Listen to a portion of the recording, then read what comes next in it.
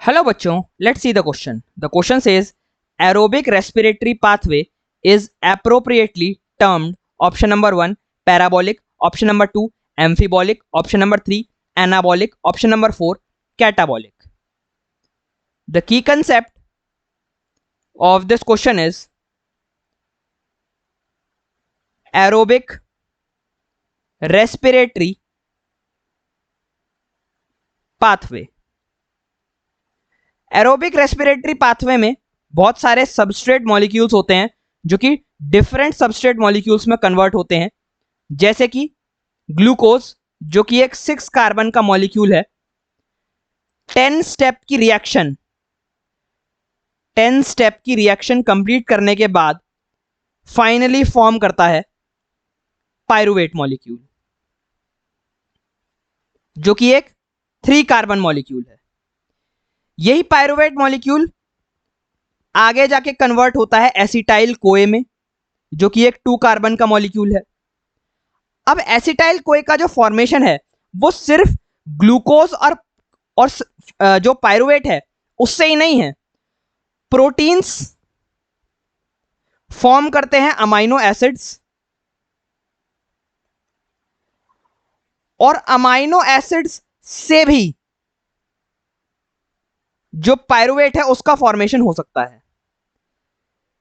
Acetyl CoA का formation सिर्फ pyruvate या ग्लूकोज से ही नहीं, फैट्स जो कि प्रोड्यूस करते हैं फैटी एसिड्स प्लस ग्लिसरॉल, इन फैटी एसिड से भी एसिटाइल कोए का फॉर्मेशन हो सकता है। अब ये जो ऊपर से लेकर नीचे तक की फॉर्मेशन है,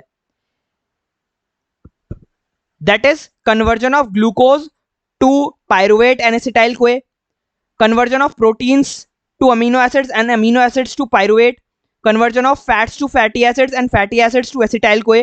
this is a catabolic reaction.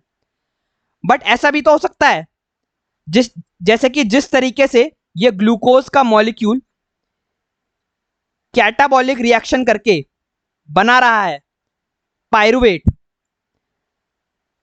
वैसे ही जो पायरुवेट है वो एनाबॉलिक रिएक्शन करके बनाए ग्लूकोज का मॉलिक्यूल, या जिस तरीके से अमीनो एसिड्स बना रहे हैं पायरुवेट का molecule with the help of catabolic reaction, उसी तरीके से जब पायरुवेट से अमीनो एसिड्स बनाने हो तब एनाबॉलिक प्रोसेस का इस्तेमाल किया जाए। सो रेस्पिरेटरी पाथवे जो है, रेस्पिरेटरी पाथवे ये कॉम्बिनेशन है कैटाबॉलिक प्लस एनाबॉलिक प्रोसेस का।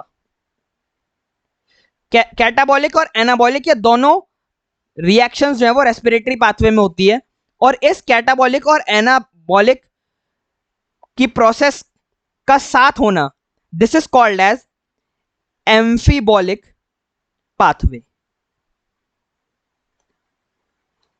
सो फर्स्ट ऑप्शन पैराबॉलिक इनकरेक्ट हो जाएगा, सेकेंड ऑप्शन हमारा एम्फीबॉलिक करेक्ट आंसर बन रहा है, थर्ड ऑप्शन एनाबॉलिक और फोर्थ ऑप्शन कैटाबॉलिक इनकरेक्ट हो जाएगा, क्योंकि एरोबिक रेस्पिरेटरी पाथवे के अंदर ये दोनों होते हैं, खाली एनाबॉलिक या खाली कैटाबॉलिक नहीं होता। Hence our correct answer is option number 2 amphibolic. Hope you understood it well. Best of luck.